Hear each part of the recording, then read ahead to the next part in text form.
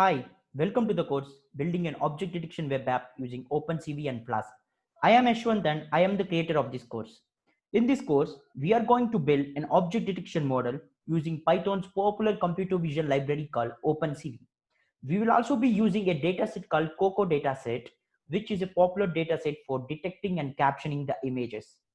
Also, after the end of this course, we are going to deploy our object detection based model as a web app using Python's popular framework called Flask.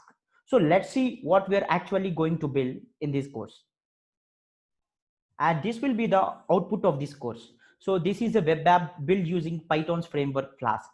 So in this web app, so we are asked to choose an image, and once after choosing the image, the objects present in the image will be detected. So let us test with few images.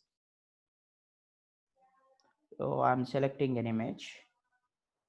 So after selecting the image, this is the image that I have selected. So just click upload.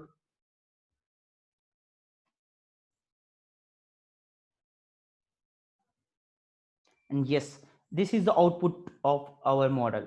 So it is detecting two objects here. The first thing is a person with 91% accuracy, and the second thing is a tie with 88% accuracy. So this is what we are going to build in this course.